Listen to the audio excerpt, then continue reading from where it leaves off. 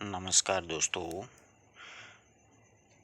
इस वीडियो में अपन लोग चर्चा करेंगे विद्या संबल योजना के बारे में। काफ़ी विद्यार्थी काफ़ी समय से पूछ रहे थे।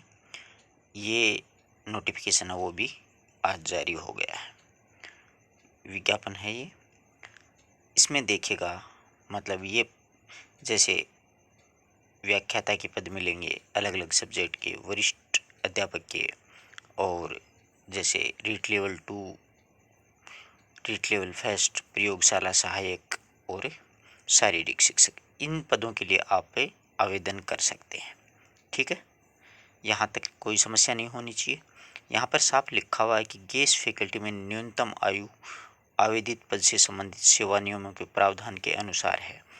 यानी जो न्यूनतम आयु है उससे लेकर के अधिकतम तक वो सारी सूचनाएं इसमें। विद्या संबल योजना के तहत गेस्ट फैकल्टी के रूप में सेवानिवृत्त या निजी अभ्यर्थी लगाए जाएंगे। सारे ये दिशा निर्देश हैं। सेवानिवृत्त शिक्षक गेस्ट फैकल्टी के रूप में लगाए जाने हेतु पात्र होंगे बशर्ते उनके आवेदन पद की न्यूनतम वांछित योग्यता अर्जित हो। यानी जो योग्यता रखी है ना वो होनी जरूरी है। परंतु अध्यापक लेवल 1 और 2 के पदों के लिए सेवानिवृत्त शिक्षकों की रीट पात्रता उत्तीर्ण की बाध्यता उनको नहीं है। और अपन जो नए विद्यार्थी जो लगेंगे ना बेरोजगार, उनको रीट पास होना जरूरी है। और जो रिटायर्ड लगेंगे सेवानिवृत्त, उनके लिए रीट पात्रता की कोई आवश्यकता नहीं है।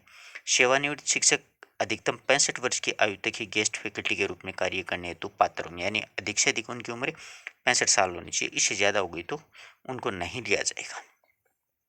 भाषा विषयों को छोड़ करके शेष विषयों के लिए अंग्रेजी माध्यम विद्यालय में अंग्रेजी अध्यापक कक्षाओं के लिए गेस्ट फैकल्टी के रूप में लगाए जाने हेतु संबंधित पद व विषय के लिए संबंधित सेवा नियमों का जो न्यूनतम शैक्षणिक योग्यता अर्हता अंग्रेजी माध्यम में अर्जित की जानी जरूरी है। भाषा का मतलब जैसे संस्कृत का, हिंदी का, उर्दू का है, उनके लिए अंग्रेजी की कोई आवश्यकता नहीं है। अगर कोई एसएसटी में लगना चाहेगा तो उसके लिए अंग्रेजी की आवश्यकता है। विद्या संबल योजना में आप सभी को वैसे देखिएगा फॉर्म आपको इस वेबसाइट पे अप्लाई करना है। देख लीजिएगा, इसको अपन पूरा पढ़ते हैं कि विद्यालय वार स्पष्ट रिक्तियों का अवलोकन संबंधी विद्यालय पीईओ विद्यालय के नोटिस बोर्ड पर क्षेत्रीय ग्राम पर ग्रामीण की जो सार्वजनिक क्षेत्र है ना वहाँ जिला शिक्षा अधिकारी मुख्यालय माध्यमिक शिक्षा और प्रारंभिक शिक्षा कार्यालय की विभागीय जो वेबसाइट है education.rajasthan.government.in, इस पे आपको फॉर्म फिलिप करना है। ठीक है, यहाँ पर फॉर्म भरा जाएगा। आवेदन की प्रक्रिया क्या होगी वो सेम ही है। नीचे आपको पूरी जानकारी भी मिल जाएगी कि किसी भी पद हेतु मतलब जो सेवानिवृत्त है ना वो उनके लिए 65 वर्ष की आयु सेवानिवृत्त शिक्षक निजी अभ्यर्थी जो उस पद की योग्यता रखते हैं निर्धारित प्रारूप के रूप में भरा जाएगा। आवेदन पत्र समस्त आवश्यक दस्तावेज संलग्न करने होंगे, यानी अपनी सारी मार्कशीट वगैरह वो सारी बातें हैं। निर्धारित की गई समय सारणी के अनुसार अंतिम तिथि तक विद्यालय समय से संबंधित यानी विद्यालय के पीईओ को व्यक्तिगत रूप से विद्यालय में उपस्थित होकर के वो फॉर्म जमा करवाना होगा। अब देखिएगा इसमें क्या लिखा हुआ है कि विद्या संबल योजना के तहत गेस्ट फैकल्टी में लगाए जाने हेतु प्राप्त आवेदक पत्रों की जांच के उपरांत विद्यालयवार प्रकाशित किए गए रिक्त पदों हेतु विषयवार वरीयता सूची का प्रकाशन संबंधित पीयू यानी प्राचार्य जो होगा ना प्रिंसिपल वो करेगा। और वरीयता सूची में वांछित न्यूनतम शैक्षणिक योग्यता के प्राप्तांकों में 75% व प्रशिक्षण योग्यता के प्राप्तांक 25% अंक भार जोड़ करके उसके मतलब एक वरीयता सूची मेरिट लिस्ट निकाली जाएगी। समान अंक होने पर अधिकतम आयु वाले अभ्यर्थी को वरीयता दी जाएगी। यही आरपीएससी करती है, सभी में यही नियम होता है जिसकी उम्र बड़ी होती है। अब देखिएगा ये जो समिति बनेगी ना इसमें साफ लिखा हुआ है कि पात्रता अथवा वरीयता के संबंध में किसी भी तरह की परिवेदना आवेदक के द्वारा संबंधित जिले के मुख्य जिला शिक्षा अधिकारी कार्यालय में 7 दिवस में प्रस्तुत करनी होगी। इसमें मुख्य अध्यक्ष होंगे मुख्य जिला शिक्षा अधिकारी, सदस्य प्रारंभिक यानी जिला शिक्षा अधिकारी मुख्य, माध्यमिक और प्रारंभिक और ब्लॉक शिक्षा अधिकारी, ये इनके सदस्य होंगे और जिला शिक्षा अधिकारी इनका अध्यक्ष होगा। अब देखिएगा, अब आपको तनख्वाह भी बता देता हूँ। यानी अध्यापक लेवल प्रथम में आप 1 से 8 तक पढ़ाएंगे तो 300 रुपये प्रति घंटा स्पष्ट लिखा हुआ है। जैसे आपके 2 घंटे आए तो आपको 600 रुपये दे दिए जाएंगे। 18,000 रुपये आपके मंथली बनेंगे उस हिसाब से। वैसे 21,000 रुपये, ठीक है, मतलब लगातार आपके पीरियड आते रहे तो। वरिष्ठ अध्यापक को 9 से 10 बढ़ानी है 350 रुपये। प्राध्यापक व्याख्याता को 400 रुपये। प्रयोगशाला सहायक को 300 रुपये। शारीरिक शिक्षक को 300 रुपये। ये पर घंटे के हिसाब से हैं, यानी देख लेना यहाँ पर प्रति घंटा स्पष्ट लिखा हुआ है। आ गई बात समझ में। और वैसे आपको पूरे दिन रखा जाता है तो आपकी सैलरी होगी, यानी लेवल प्रथम की 21,000 हो जाएगी, वरिष्ठ अध्यापक की 25,000, व्याख्याता की 30,000 और प्रयोगशाला सहायक की 21,000 और शारीरिक शिक्षक की 21,000। इस प्रकार से आपको सैलरी मिलेगी। ठीक है, ये सभी गेस्ट फैकल्टी वाला वही नियम है, इसमें कोई दिक्कत नहीं है। अब देखिएगा, इसमें लिखा हुआ है कि दिनांक 1/11 यानी 1 नवंबर आएगी ना, आप उसमें विज्ञप्ति रिक्तियों का प्रकाशन किया जाएगा। दिनांक 2/11 से 4/11 तक आप विद्यालय के समय में मतलब आवेदन कर सकते हो, जिस विद्यालय में आप लगना चाहते हो उस विद्यालय में।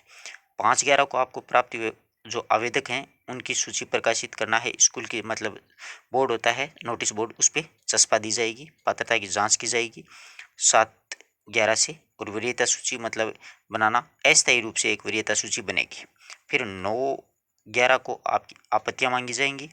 10/11 को अंतिम वरीयता सूची बनेगी और 11 नवंबर को आपको मूल दस्तावेजों की जांच होगी कि आपके दस्तावेज सही हैं कि नहीं है।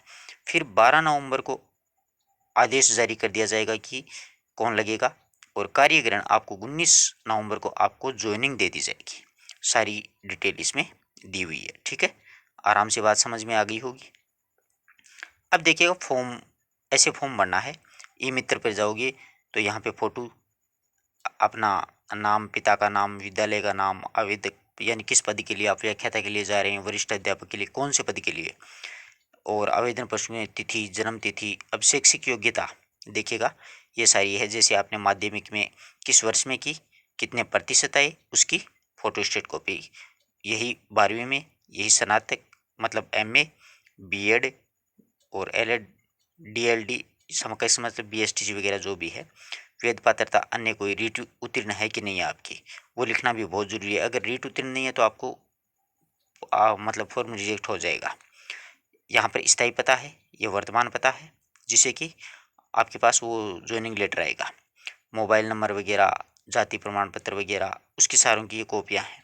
मूल निवास वगैरह, विधवा, परित्यक्ता, ये सब कुछ। चरित्र प्रमाण पत्र 2 गजिस्ट्रेट अधिकारियों के, वो तो इस स्कूल में मिल ही जाएंगे। और स्व प्रमाणित प्रतिछाया, छाया प्रतियां भी मतलब फोटो भी ले जानी पड़ेंगी। ठीक है, ये आवेदन पत्र आपने आराम से देख लिया होगा, बिल्कुल आसान सा है, आराम से भर लोगे, कोई दिक्कत नहीं है इसमें। अब अपन नीचे चलते हैं। ये एक शपथ पत्र होता है, मैं श्रीमती, कुमारी, पुत्र, पुत्री, ये नॉर्मल सा होता है। तो इस प्रकार से देखिएगा, ये सारे नियम, सारी जानकारी मैंने आपको दे दी है। फॉर्म कब आएगा, किस प्रकार से आपको फॉर्म अप्लाई करनी है, कितनी कितनी डेट है, वो जो महत्वपूर्ण, आप जिस स्कूल में फॉर्म अप्लाई करना चाहते हैं वहाँ पर जाके आपको फॉर्म भरना है।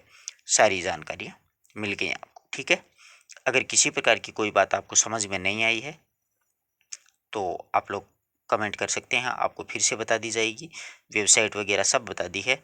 वेबसाइट आपको एक बार फिर दिखा देता हूँ। ये देखिएगा, यहाँ पर education.rajasthan.government.in, यहाँ पर आप फॉर्म अप्लाई कर सकते हैं।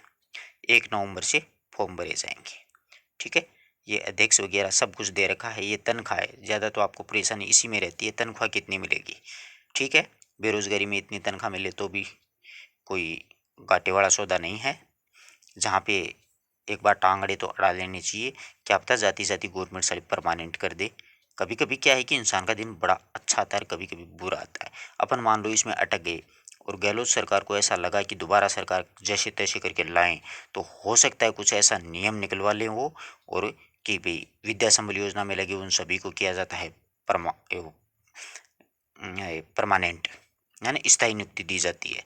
हो जाता है कभी कभी ऐसा, होता तो कम ही है, सारी ये सरकार करती तो कम ही है, परंतु क्या पता हो ही जाए। तो अपने गांव की स्कूल में अगर अपना कहीं पे पेच अड़ रहा हो तो अड़ा लीजिए, कोई घाटे वाला सौदा नहीं है। देखो, घर की सी बात बता रहा हूँ मैं तो आपको, कोई दिक्कत हो तो आप लोग पूछ सकते हो। और वैसे जो HM वगैरह, प्रिंसिपल वगैरह होते हैं, वो आपकी फुल हेल्प करेंगे। आपको कहीं पे कोई दिक्कत आएगी तो आप वहाँ उनसे पूछ सकते हो।